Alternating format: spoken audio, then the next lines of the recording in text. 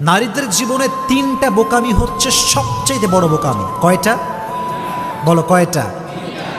এক, নারীদের জীবনে সবচাইতে বড় বোকামি হচ্ছে এরা পুরুষকে বাহ্যিক দেখে জাস্টিফাই করে, ভেতরটা দেখতে চায় না। তুমি খেয়াল করবা, একজন পুরুষ দেখতে গাঁজাখোর, কিন্তু বাবার টাকা পয়সা আছে, শান শৌকত আছে, বড় একটা বাসা আছে, গাড়ি আছে, আইফোন আছে, দেখবা মেয়েরা তার পেছনে সিরিয়াল ধরে দাঁড়িয়ে যায়। আর একজন পুরুষ, যে পুরুষের টাকা পয়সা কম, বাড়ি গাড়ি কম, কিন্তু আল্লাহর ভয় আছে, পছন্দ করতে চায় না। ম্যাক্সিমাম পিপল পছন্দ করতে চায় না, কারণ নারীরা বাহ্যিকের পাগল হয় বেশি। এর কারণ কি জানেন? নারীদের এই হৃদয়টা আবেগ মায়া দ্বারা ভরপুর, এবং নারীদের যে ক্যারেক্টার, এটা হচ্ছে সহজ সরল ক্যারেক্টার। বেশিরভাগ নারী দেখবেন একটু সহজ সরল হয়, এই জন্য ছ্যাক খায় বেশি, ঠ্যাক খায় বেশি, ঠিক না বলো? একটু ধোয়া খায় বেশি, খায় না। তো আমার বোনদেরকে বলো, বোন, পৃথিবীর সব জায়গায় আবেগ চলে। যদি আপনি সব জায়গায় আবেগ দেখান, একদিন না একদিন পুষিয়ে যাবে। যেমন একটা ফোন কিনবেন, একটা কিনতে চাচ্ছেন, আর একটা কিনে ফেলেছেন ভুল করে, ঠিক আছে, আর একটা ফোন আগামীতে কেনা যাবে। কিন্তু মনে রাখবেন বোনেরা আমার, পৃথিবীর সব জায়গায় আবেগ চললেও এক জায়গায় আবেগ চলে না। আবেগটার নাম হচ্ছে, যখন লাইফ পার্টনার চুজ করবেন, তখন আবেগ দিয়ে নয়, বিবেক দিয়ে কাজ করতে হবে। বিবেক দিয়ে কাজ করতে হবে। একজন পুরুষ দেখতে স্মার্ট, দেখতে সুন্দর, ঠাস করে বিয়ে করে ফেলবেন, ঠিক না। কারণ অনেক পুরুষের উপরে ফিটফাট, ভেতরে সদরঘাট, ঠিক না বলো? এই আবেগে পা দিবেন না। এই জন্য বোনদেরকে বলছে, আমার বোনেরা, স্বামীকে বাছাই করার ক্ষেত্রে খুবই সাবধান। মনে রাখবেন, একজন নারীর জীবন নষ্ট করবার জন্য একজন খারাপ স্বামী যথেষ্ট, ঠিক কিনা বলো? একজন খারাপ স্বামী, সে তার স্ত্রীর জীবনকে শেষ করে দেয়, সন্তানের জীবনকে শেষ করে দেয়, পুরো পরিবারকে মাটির নিচে মিশিয়ে ধূলিসাৎ করে দেয়, ঠিক কিনা বলো যুবকেরা? খুবই সাবধান। এজন্য বাহ্যিক দেখে ভেতরকে জাস্টিফাই করা যায় না। এখন বলবেন, হুজুর, ভেতরে তো দেখা যায় না, কেমনে বুঝবো? কিছু ওয়ে আছে, কিছু ওয়ে আছে।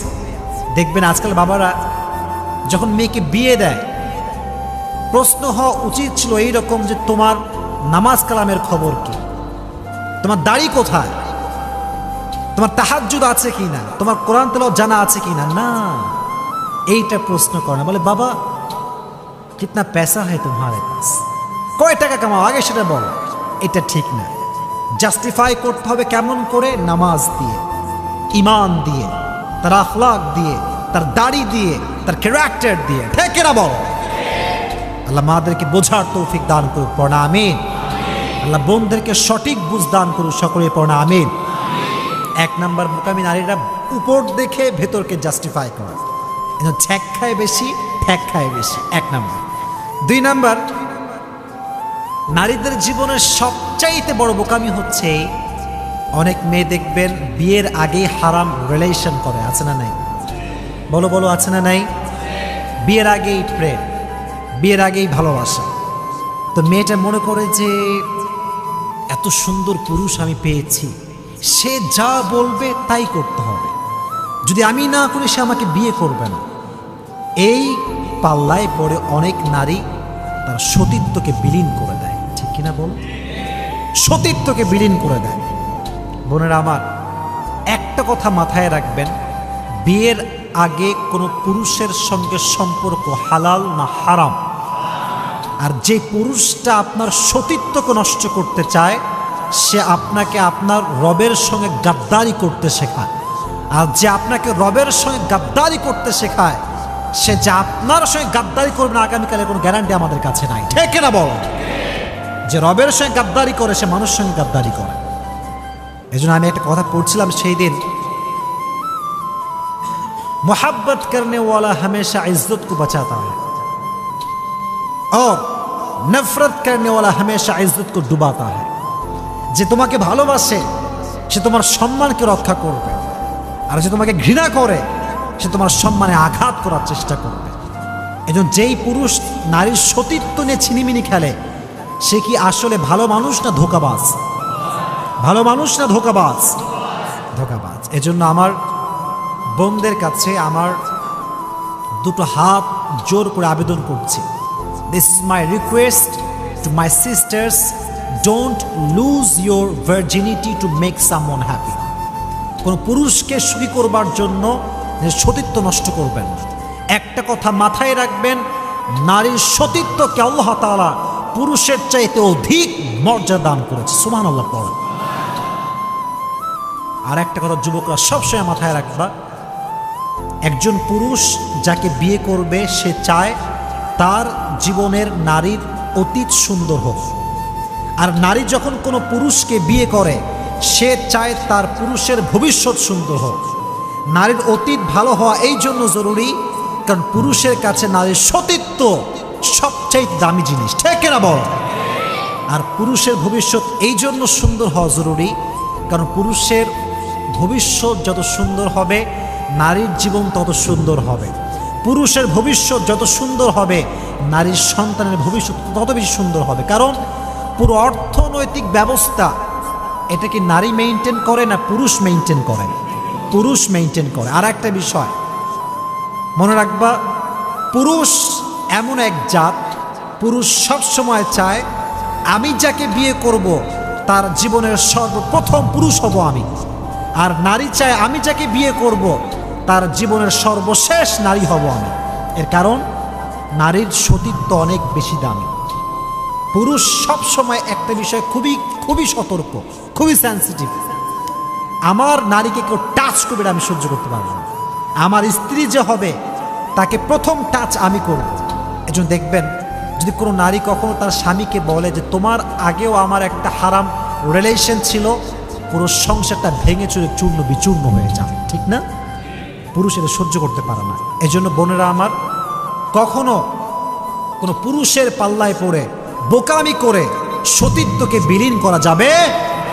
আল্লাহ বোঝার তৌফিক দান করুক, সকলেই পড়া আমিন। একটা হাদিস বলি, লা তাআতা লিমাখলুকিন ফি মাসিয়াতিল খালিক। আল্লাহকে কষ্ট দিয়ে, আল্লাহকে নারাজ করে কোন মাখলুকের গোলামি করা স্পষ্ট হারাম। আল্লাহ নারাজ হবে, তুমি রাজি হবা, আমি বেঁচে থাকতে কাজ করতে পারি না। তুমি নারাজ হয়ে যাও, আল্লাহ রাজি হবে, আমার জীবন থাকতে আমি করেই ছাড়বো, ঠিক না বলা? এজন্য মানুষের গোলামি করতে গিয়ে আল্লাহকে নারাজ করা যাবে।